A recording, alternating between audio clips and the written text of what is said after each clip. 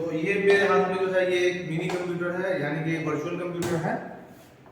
ये है एक थिन क्लाइंट। थिन क्लाइंट का यूज क्या होता है कि जैसे अगर आप चाहते हैं कि एक ही सिस्टम से बहुत सारे कंप्यूटर को चलाना, अलग अलग कंप्यूटर को अटैच करके एक मेन सर्वर होगा और अलग अलग क्लाइंट के तरह आप सिस्टम को चलाना चाहते हैं, तो उसमें आप थिन क्लाइंट का यूज करके और मल्टीपल सिस्टम को एक ही सीपीयू से आप चला सकते हैं। उसके लिए जो आपको यूज होने वाला है वो दो चीज यूज होने वाला है। सबसे पहला आपके पास होना चाहिए ये थिन क्लाइंट। थिन क्लाइंट किसी भी कंपनी का ले सकते हैं, बट अभी जो हम यूज कर रहे हैं वो आपका इंटेल का थिन क्लाइंट है। और दूसरा जो आपके पास होना चाहिए वो है आपका स्विच है, जो कि हम टीपी लिंक का यूज करते हैं, 1 ईयर वारंटी के साथ आता है। और इसका जो प्राइस है वो अप्रॉक्सीमेटली 700 to 800 के पास आता है। और इसका जो प्राइस आता है इंटर का, ये अप्रॉक्सीमेटली वो 2500 से 3000 के बीच का आता है। हो सकता है ये आपको कम में मिल जाए या ज़्यादा मिल जाए, वो डिपेंड करता है कि आप किस शॉप से लेते हैं या ऑनलाइन में इसका क्या प्राइस है। वो तो प्राइस आपका इसका फ्लक्चुएशन होता रहता है। तो ये दो चीज़ का जरूरत होने वाला है। और साथ में मुझे जो जरूरत होने वाला है वो है आपका लैन केबल। लैन केबल किधर है? लैन केबल किधर हो गया? किधर है लैन केबल? हाँ, तो ये रहा लैन केबल। तो ये लैन केबल यूज होने वाला है। तो ये बेसिकली हम तीन चीज का यूज करते हुए हम थिन क्लाइंट का पूरा सेटअप करेंगे। और एक ही सिस्टम से 6 सिस्टम, 4 सिस्टम, 10 सिस्टम जितना चलाना है वो डिपेंड करता है कि आपका जो मेन सिस्टम है वो कितने कैपेसिटी का है, i3 है, i5 है, कौन से जनरेशन का है, SSD क्या है लगा हुआ उसमें, उसके अंदर रैम कितना है, उस पर डिपेंड करता है कि आप एक ही सिस्टम से कितना सारा आप सिस्टम चला सकते हैं वर्चुअली। और इसके बारे में यहाँ पे लिखा भी हुआ इंफॉर्मेशन कि आपका जो थिन क्लाइंट है वो कितना चलेगा इस सिस्टम से, वो डिपेंड करता है इसके कॉन्फ़िगरेशन पे। देखिए ये इसका जो कॉन्फ़िगरेशन है, इसके डब्बा पूरा दिया हुआ है। हालांकि बिल्कुल एक्यूरेट नहीं होता है। इससे आप एक दो सिस्टम ज़्यादा भी चलाना चाहे तो चला सकते हो, कोई प्रॉब्लम नहीं है। तो प्रॉपर हम क्या करते हैं, इसका देखते हैं कि इसका हार्डवेयर लेवल पे सेटअप कैसे करेंगे और कंप्यूटर के अंदर क्या क्या सेटिंग करना होगा उसको हम लोग चल के देखते हैं। तो कैमरा आप इधर ले आइए। तो यहाँ पे ऑलरेडी देख रहे हैं कि हमने थिन क्लाइंट बहुत सारा लगा रखा है। थिन क्लाइंट से ही सारा का सारा सिस्टम हमारा चल रहा है। एक ही थिन क्लाइंट से 4 चल रहा है, 5 चल रहा है, 6 चल रहा है। तो हमें बेसिकली क्या करना हो, जैसे ये मेरा मेन सिस्टम है, हमने अभी क्या किया है कि इसका थिन क्लाइंट हमने अनइंस्टॉल कर दिया है। तो सबसे पहले हमने क्या किया है इसमें कि हमने अभी सिर्फ विंडोज इंस्टॉल किया है और हमें क्या करना है इसमें थिन क्लाइंट को इंस्टॉल करना है, सेटअप करना है। इसके अंदर बेसिकली थिन क्लाइंट नहीं सेटअप है, इसके अंदर सेटअप है, इसके अंदर ये सारा चीज चल रहा है। अभी ऑन करेंगे, यानी कि यहाँ जो कनेक्ट करेंगे इसको, तो ये वाला सिस्टम हमारा ऑन हो जाएगा और ये सारा सिस्टम जो है, ये सिस्टम इसके साथ कनेक्टेड है। तो हम इसको शुरू से देखेंगे कि हमें कैसे इसका कनेक्शन करना है और इसका क्या क्या सेटिंग करना है। बहुत सारा इसमें दिक्कत आता है, बहुत सारा प्रॉब्लम आता है, वो हम इसमें एक एक जो प्रॉब्लम है सबका हम यहाँ पे समाधान लेकर के आए हैं। अगर आप इस वीडियो को पूरा का पूरा देख लेते हैं तो मेरे ख्याल से आपको थिन क्लाइंट सेटअप करने में एक जरा भी प्रॉब्लम नहीं आएगा, बशर्ते कि आप वीडियो को स्किप मत कीजिएगा, पॉइंट टू पॉइंट देखिएगा। तो हम इसमें 6-7 पॉइंट हमने बनाया है। सबसे पहले हम क्या करते हैं कि ये जो हमारा थिन क्लाइंट है, आप थिन क्लाइंट को कहीं भी सेट कर सकते हैं। ये लेकिन खाली डिब्बा हमने लगा दिया है। तो थिन क्लाइंट को आप मॉनिटर के पीछे लगा सकते हैं। जैसा ये रहा, ये मॉनिटर के पीछे आप लगा सकते हैं इसको। और मॉनिटर के पीछे लगाने के बाद ये जो है आपका VGA केबल है। इसमें ऑप्शन दोनों होता है, VGA केबल को आप अटैच कर सकते हैं, ये आपका मॉनिटर से, ये रहा मॉनिटर से VGA केबल को अटैच कर सकते हैं। और दूसरा ऑप्शन है, अगर आपका मॉनिटर बढ़िया वाला है जिसके अंदर HDMI है पोर्ट, तो क्या कर सकते हैं कि आप HDMI वाला भी केबल अटैच कर सकते हैं। ये रहा, ये हमने ये मॉनिटर है, इसके अंदर हमने थिन क्लाइंट को अटैच कर दिया है और ये आपका HDMI है, HDMI टू HDMI यहाँ पे अटैच हो गया। ये हो गया। इसके बाद दूसरा काम ये करना है कि हमें एक स्विच लगाना है। स्विच ये 5 पोर्ट का भी हो सकता है, वो डिपेंड करता है कि आप कितना सिस्टम चलाना चाहते हैं। तो एक स्विच आपको आएगा, इसमें 5 पोर्ट होगा उसमें, और एक स्विच आएगा टीपी लिंक का। ये बहुत अच्छा लिंक होता है, दूसरा कंपनी का शायद मेरे ख्याल से नहीं चल पाएगा, थिन क्लाइंट वर्क न करे उस पर, टीपी लिंक पे करता है प्रॉपर। हमने दूसरे कंपनी का एक बार लिया था, तो उस पर वर्क नहीं किया, तो इस पर तो वर्क किया है, इसलिए तो मैं प्रेफर आपको यही करूँगा, सजेशन यही दूंगा कि आप जब भी ले तो TP-Link का ले, 5 पिन वाला ले, स्लॉट वाला, या फिर आप 8 स्लॉट वाला ले सकते हैं। जितना आपको सिस्टम चलाना उस हिसाब से आप सेट कर सकते हैं। तो हमें क्या करते हैं यहाँ पे, हमने यहाँ पे क्या डाल दिया, ये लगा दिया हमने अपना स्विच, और इस स्विच से ये लैन केबल को डायरेक्ट यहाँ से हमने प्लग करके और यहाँ से इसको हम डालते हैं सबसे पहले एक मेन सिस्टम के अंदर, यहाँ मेन सिस्टम के अंदर डाल करके, और इसके अंदर लैन पोर्ट होता है, वहाँ पोर्ट के अंदर हम इसको अटैच कर दिए हैं पोर्ट के अंदर। इसके बाद जो दूसरा काम हमें ये करना है कि जो भी हमारा थिन क्लाइंट डिवाइस है, इधर कैमरा लगी, जैसे ये हमारा थिन क्लाइंट डिवाइस है, तो इसके अंदर हम लैन केबल लगा करके और इसको हम अटैच कर देंगे स्विच के साथ। यानी कि इस स्विच को हमने मेन सिस्टम से अटैच कर दिया और इस स्विच से सारे सिस्टम को अटैच कर देंगे। जो इसका क्लाइंट होगा, यानी कि जो थिन क्लाइंट है, सारा का सारा इस स्विच से अटैच हो जाएगा। और इस स्विच को हम ऑन भी कर देंगे। यहाँ पे एक पावर जो है प्लग इन दिया हुआ है, जिससे आप इसको ऑन कर देंगे तो यहाँ पे ग्रीन कलर का लाइट जलेगा। और साथ में एक चीज और देखिएगा, जैसे ही अगर स्विच के बीच और थिन क्लाइंट के बीच जो आपका केबल है, लैन केबल, दोनों का कनेक्टिविटी अगर ठीक रहता है तो इसके अंदर क्या होगा, इधर आइएगा, इधर दिखाइएगा, इसके अंदर लाइट आपका प्रॉपर जलेगा। उसी तरह यहाँ पे भी आपका लाइट प्रॉपर जलेगा। अगर प्रॉपर नहीं जलेगा इसका मतलब कि आपका कनेक्टिविटी सही नहीं है। और इसे आप कंप्यूटर में भी देख सकते हैं, यहाँ पे देख लीजिए कि यहाँ पे क्या है, ये कनेक्टिविटी है इसके अंदर। अब जैसे इसको अभी हम निकालते हैं तो क्या होगा, इसमें से ये निकाल देंगे यहाँ पे। कभी कभी क्या होता है कि ये निकला हुआ रहता है तो काम करता नहीं प्रॉपर वे में। जैसे हमने निकाल दिया यहाँ पे, तो देखिए यहाँ पे क्या है कि कट का आ गया मार्क, इसका मतलब क्या है, ये सही से प्रॉपर कनेक्टेड नहीं है। तो इसको हम क्या करेंगे, कनेक्ट कर लेंगे ये। अब देखिए यहाँ पे थोड़ी समय लगेगा, हाँ ये कनेक्ट हो गया। ये इसका मतलब ये कनेक्शन जो है वो प्रॉपर हो चुका है। कनेक्शन करने के बाद अब हमें क्या करना है, सिस्टम के अंदर कुछ सेटिंग करना है, जिसे आपको ध्यान से देखना है। सबसे पहला जो काम हम करेंगे सिस्टम के अंदर, पॉज कर लो थोड़ा। तो सबसे पहले हमें ये ध्यान देना है कि जो हमारा विंडोज होगा मेन सिस्टम के अंदर, जो विंडोज हम इंस्टॉल करेंगे वो हमारा विंडोज का 10 है, 11 है, जो भी है, तो विंडोज का जो वर्जन होना चाहिए वो प्रो होना चाहिए। एक बात। दूसरी बात, जितना भी सिस्टम हमें चलाना है हमें उतना यूज़र बनाना है और रिमोट एक्सेस का इसको हम परमिशन देंगे। दो काम हो जाएगा। इसके बाद हम इसमें कुछ आईपी का सेटिंग करेंगे। इसके अंदर जो हम आईपी सेटिंग करेंगे मेन सिस्टम के अंदर, सेम उसी तरह का आईपी सेटिंग उसी के हिसाब से ये जो क्लाइंट है उसके अंदर होगा। देखिए बेसिकली होता क्या है कि ये जो आपका क्लाइंट कंप्यूटर है ये एक्सेस के लिए इससे परमिशन मांगता है। तो परमिशन मांगता है तो क्या करेगा कि इसका जो आईपी एड्रेस है वो आईपी एड्रेस हम यहाँ पे देकर के इसको एक्सेस करवाएंगे। जैसे यहाँ पे इसका आईपी एड्रेस, हम किस आईपी एड्रेस पे एक्सेस करवाना चाह रहे हैं इसको, अभी इसका जो आईपी एड्रेस है 192.168.1.100, ये हमने इसका आईपी एड्रेस रखा और इसी आईपी एड्रेस पे हम इसको एक्सेस करवाना चाह रहे हैं। यानी कि ये जो है आपका ये सर्वर का आईपी एड्रेस हुआ। तो ये आपका अगर कंप्यूटर है तो इसका आईपी एड्रेस जो है आपको वही रखना है जो सर्वर का आईपी एड्रेस आपने इसमें रखा। आप इसको चेंज भी कर सकते हैं, अपने हिसाब से सेट कर सकते हैं। फॉर एग्जांपल हमने ये रखा है, तो सबसे पहले हमें क्या करना है कि इसका आईपी एड्रेस हमें चेंज करना है। ये चीज हो जाएगा। इसके बाद हम क्या करेंगे, इसके अंदर एक पैच टूल होगा जो हमें ऑनलाइन जो थिन क्लाइंट का है इसके वेबसाइट से जाना है, ऑनलाइन पैच टूल हमें डाउनलोड करना है, उसको इंस्टॉल कर देंगे। इंस्टॉल करने के बाद उसको हम अपडेट कर देंगे, हमारा काम कंप्लीट हो जाएगा। कंप्यूटर रीस्टार्ट करेंगे, सारा का सारा सिस्टम कनेक्टेड हो जाएगा। देखिए अभी क्या है, अभी हमने कोई भी कॉन्फ़िगरेशन नहीं किया है। तो यहाँ पे जैसे हम क्लिक करते हैं, थोड़ा इधर ले आइएगा, ये कनेक्ट पे क्लिक करेंगे, अभी कनेक्ट होगा नहीं। क्यों नहीं होगा? क्योंकि इसके अंदर जो हमने जो कॉन्फ़िगरेशन कर रखा है उस हिसाब से इसको कोई सर्वर मिल ही नहीं रहा है, तो कनेक्ट होगा कहाँ से?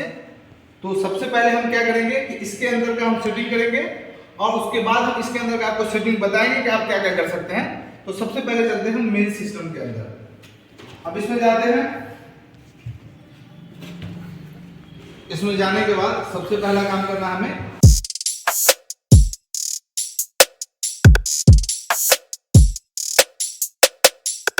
यूजर को बनाना है। क्या बनाना है हमने? यूजर को बनाना है। जाते हैं कंट्रोल पैनल पे। हाँ, कंट्रोल पैनल में जाएंगे। इसके बाद यहाँ पे यूज़र अकाउंट है,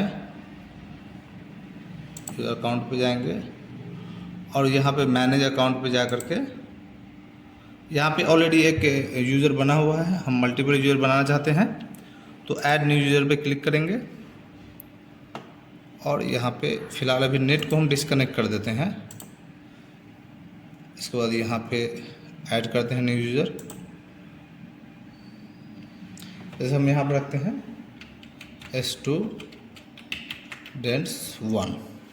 स्टूडेंट 1 रखते हैं, ठीक है। पासवर्ड आप दे सकते हैं, कुछ भी अपने हिसाब से आप दे देंगे पासवर्ड।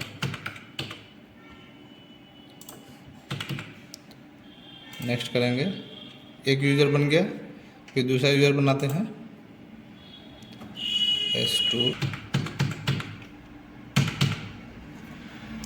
तो फिलहाल जितना भी सिस्टम होगा, जितना भी थिन क्लाइंट होगा, उस हिसाब से आप यूज़र बना लेंगे। तो फिलहाल हमने क्या किया है, 4 यूज़र बनाया है।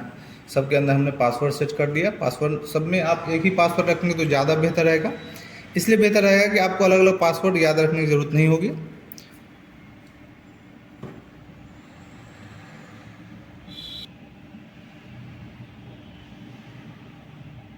तो यहाँ पे जो मैंने यूज़र बनाया है, 4 यूज़र बनाया है मैंने, लोकल यूज़र, और एक जो एडमिनिस्ट्रेटिव यूज़र है वो है आपका सर्वर के लिए। इसके ये पहला स्टेप था जो आप यूज़र बना लिए। अब हमें क्या करना है,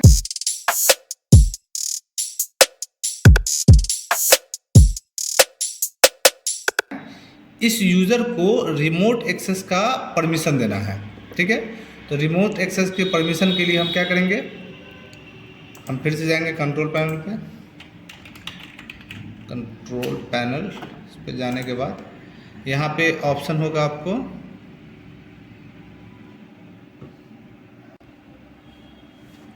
तो हमें क्लिक करना है सिस्टम एंड सिक्योरिटी पे। इसके बाद यहाँ पे एक ऑप्शन आएगा अलाउ रिमोट एक्सेस, इसको नज़दीक से दिखाइएगा। ये ऑप्शन आएगा, ये वाला ऑप्शन है अलाउ रिमोट एक्सेस, है ना। इस पर क्लिक कर देंगे। क्लिक करने के बाद एक डायलॉग बॉक्स ओपन होगा। इसके बाद हमें यहाँ पे जाना है और यहाँ पे जाना है आपको allow remote connections to this computer को हमें अलाउ कर देना है। अलाउ करने के बाद हमें जाना है सेलेक्ट यूज़र और इस पर हमने जो जो यूज़र बनाया है उस यूज़र को हम कर देंगे ऐड पे क्लिक करते हैं और यहाँ पे हमने बनाया है स्टूडेंट 1, इसको ऐड कर देंगे। फिर दूसरा बनाया हमने स्टूडेंट 2, इसको ऐड कर देंगे। फिर इसके बाद है स्टूडेंट 3, इसको ऐड कर देंगे। फिर आपका स्टूडेंट 4, बस इसको ऐड कर देंगे। ऐड करने के बाद कुछ नहीं करना है आपको, ओके कर देना है। अप्लाई करके यहाँ पे ओके करके जाना है। तो हमारा 2 स्टेप हो गया। पहला स्टेप तो ये हुआ कि हमने यूज़र बना लिया, यूज़र को हमने रिमोट एक्सेस का परमिशन भी दे दिया। तीसरा जो हमें काम करना है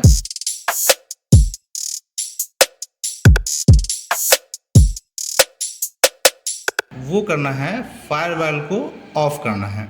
तो विंडोज़ फायरवॉल पे हम क्लिक करेंगे। यहीं पे ये थोड़ा नज़दीक ले जाइएगा इसको, हाँ, ये विंडोज़ फायरवॉल है, इस पर हम क्लिक करेंगे और क्लिक करते ही यहाँ पे हमें क्या करना होगा कि फायरवॉल को ऑफ़ करना होगा। तो टर्न विंडोज़ फायरवॉल ऑन और ऑफ, इस पर हम क्लिक करेंगे। क्लिक करने के बाद यहाँ पे ऑफ़ का ऑप्शन है, टर्न ऑफ, इस पर भी हम क्लिक कर देंगे और इसको भी हम दोनों को हम क्या कर देंगे, टर्न ऑफ कर देंगे और इसको कर देंगे ओके। फाइनली हमारा जो विंडोज़ फायरवॉल है वो ऑफ़ हो जाएगा। जैसे ही ऑफ़ हो जाएगा तो यहाँ पे आपको इस तरह का शो कर देगा। ये देखिए ये दोनों ऑफ़ है। यहाँ पे ये ध्यान में रखना है, दोनों हमारा ऑफ़ होना चाहिए। इसको ओके कर देते हैं, इसको क्लोज कर देते हैं। अब जो हमें करना है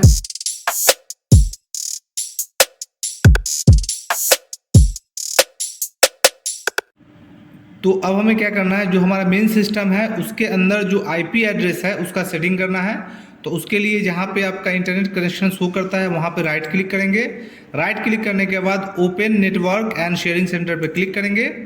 यहाँ पे आपको दो कनेक्शन दिखा रहा है, एक तो वाईफाई का कनेक्शन शो कर रहा है, दूसरा है आपका ईथरनेट का कनेक्शन जो कि हमारा स्विच से कनेक्टेड है।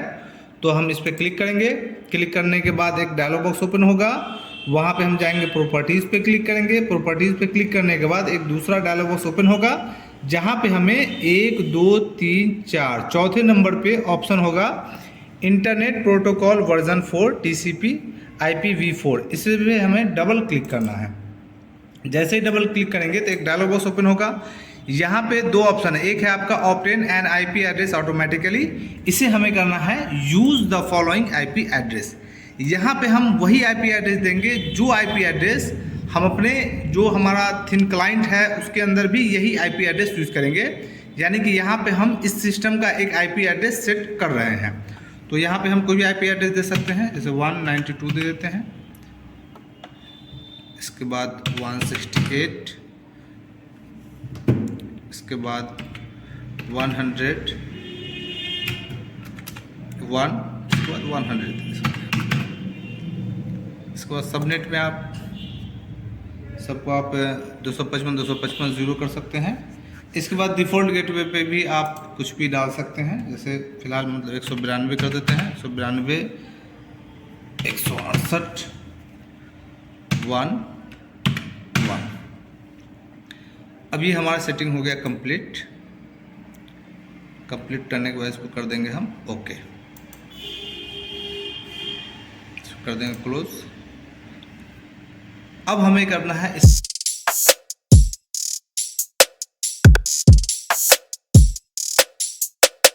स्टेप जो है थिन क्लाइंट को कंप्लीट करने का, वो है आपका पैच टूल। पैच टूल का लिंक आपको हम डिस्क्रिप्शन बॉक्स में दे देंगे, वहाँ से आप लिंक से डाउनलोड कर लीजिएगा। डाउनलोड करने के बाद उसको एक्सट्रैक्ट कर लीजिएगा। एक्सट्रैक्ट करने के बाद आपका कुछ इस तरह का फाइल इसमें शो करेगा। यहाँ पे इस पर डबल क्लिक करके रन एज एडमिनिस्ट्रेटर करके आप इसको रन कर लीजिएगा। जैसे हमने इसमें ऑलरेडी इंस्टॉल कर दिया है तो इसमें यहाँ पे दिखाएगा कि ऑलरेडी इंस्टॉल्ड। तो इसमें हमें कुछ नहीं करना है। और जब ये इंस्टॉल हो जाएगा तो इंस्टॉल होने के बाद आपका क्या है कि सिस्टम ऑटोमेटिक इसमें कनेक्ट होना शुरू हो जाएगा।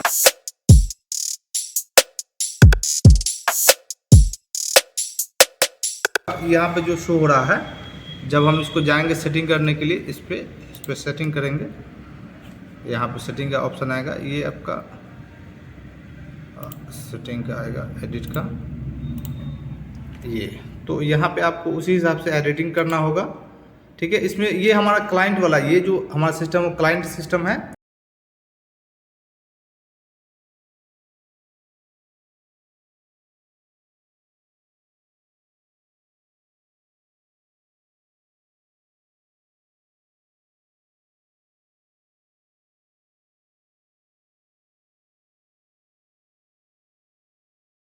और इसके अंदर देखिए ये हमने जो इसमें कनेक्शन किया है, इस पर हम क्लिक करेंगे तो ये चीज़ आपका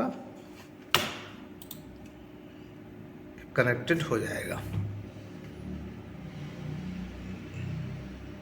ये कनेक्ट हो गया, यानी कि ये जो हो गया आपका, ये आपका सर्वर हो गया और इससे ये सिस्टम जुड़ा हुआ है, ये सिस्टम जुड़ा हुआ है इससे, और इसी से ये सिस्टम जुड़ा हुआ है। ये भी सिस्टम आप स्टार्ट कर सकते हैं, इसको भी स्टार्ट करेंगे तो कनेक्ट हो जाएगा। और साथ ही आपका ये भी सिस्टम आपका कनेक्ट हो जाएगा। यानी कि हमने अभी थिन क्लाइंट से जो है वो 4 सिस्टम को कनेक्ट किया है, इसको भी कनेक्ट करेंगे। तो देख रहे हैं जैसा कि आप कि एक ही सिस्टम से, ये हमारा मेन सिस्टम है, इसी सिस्टम से ये भी चल रहा है, ये भी चल रहा है और ये भी चल रहा है। ये देखिए 4 सिस्टम चल रहा है। तो यही था सारा स्टेप जिससे आप थिन क्लाइंट का सेटअप कर सकते हैं और एक ही सिस्टम से आप मल्टीपल सिस्टम चला सकते हैं, 4 8 से जितना भी चलाना चाहे चला सकते हैं। डिपेंड करता है कंप्यूटर के कॉन्फ़िगरेशन के ऊपर, आपका कॉन्फ़िगरेशन अच्छा होना चाहिए। हमारा ये जो सिस्टम है ये i3 है, इस वजह से इस पर अभी हम फिलहाल 3 चलाए हैं। इसके अलावा हम इस पर चला सकते हैं अगर चाहें तो, क्योंकि इसमें लगभग 6 7 तो सपोर्ट कर ही लेगा। तो इस वीडियो में इतना ही है, फिर हम लोग मिलते हैं नेक्स्ट वीडियो में। Thank you.